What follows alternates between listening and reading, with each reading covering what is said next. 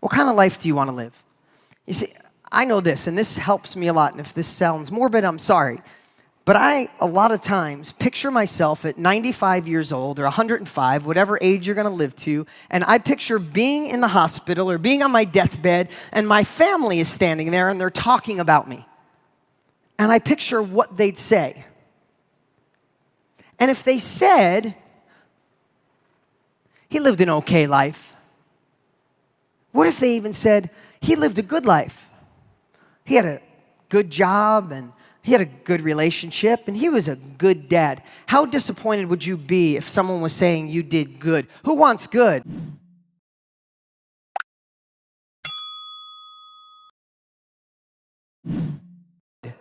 No. I got you on that one, sorry.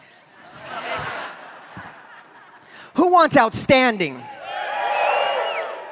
Right? We want an outstanding life. So I want you to think through those eyes this weekend, and I want to challenge you of what kind of life do you want to live? Do you want to be scared and fearful? Because a lot of us are. We think we're entrepreneurs. We think we want more, and then the world tells us we can't. People tell us we can't. The news tells us we can't. The news is horrific, and we watch that kind of stuff, and it's cumulative. So you think you're on fire, you think you could do your own thing, but your ex or someone you don't like or someone you do like or somebody who's supposedly a dear friend tells you can't, accumulates, and all of a sudden one day you start playing a little small. You just back up a little bit. This world is moving too fast. You can't back up a little bit. You have to lean forward. When people tell you can't, that's got to be your fuel. When they say it's not the right time, you show them it's your time. This is what we have to do, because if not, thank you. Because when you lean back in a busy world, then you know what happens after that? If you play a little bit scared, a little bit fearful, then you start seeing other people who are still getting ahead. And if you're not in the right space, let's all admit this, because I'm human too. When you see other people your age doing something similar to you and they're crushing it, some days when you're in a grateful space, you're like, good for them. I'm proud of them. If they can do it, I can do it. But I think this inner villain that lives in us most of the time says, shit.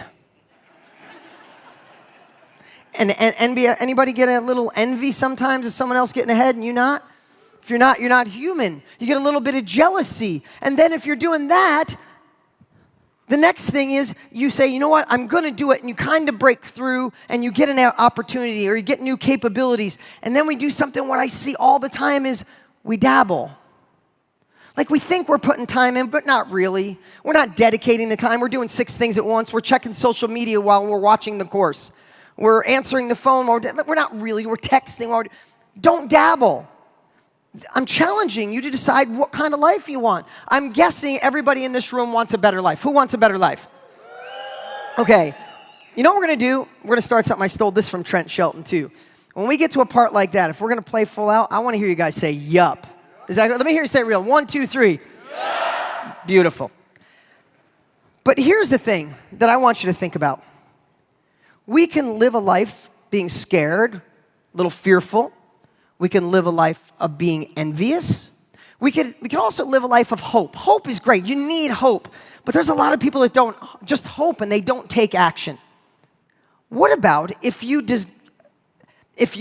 combined them together and you had hope, but you also lived a life on fire? That at 95, when you look back, you're like, I squeezed every bit of juice out of this life it had to offer. Who would rather have tried and failed than sit and play small? Who'd rather try and fail? So this weekend, I want you to play full out. I want you guys and challenge you guys to live a life on fire, to don't listen to the world around you. Most people are wrong. You've never seen them build a statue of a critic. If you guys know one, let me see it. I'd like to take a picture of it. They build statues of the crazy bastards. The people they condemn when they're alive, and 50 years later, they realize they were the revolutionary. They were the one that saw something when no one else did. Don't let anyone talk you out of your life. Because here's what I know. There's 2 types of people, and I really want you to think through this. There are battery chargers, and there are battery drainers. Who follows me on Instagram? Every time I post that, it goes viral. A couple 100,000 people watch that. The truth of the matter is, there's some people in your life that when they call you or they text you or the phone's ringing, not that many people call in today's world. People call me, I feel like I'm being violated. It's like, why would you call me? You could text me.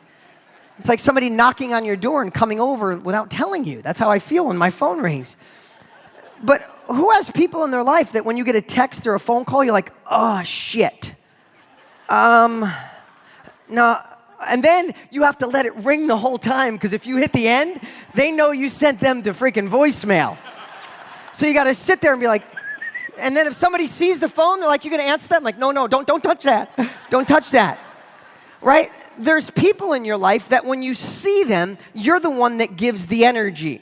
You have to talk about the same shit that they've been talking about for the last 5 years that they saw you. There's people in your life, I'm being funny, but now I'm being serious, that when you're with them, they make you doubt yourself. True?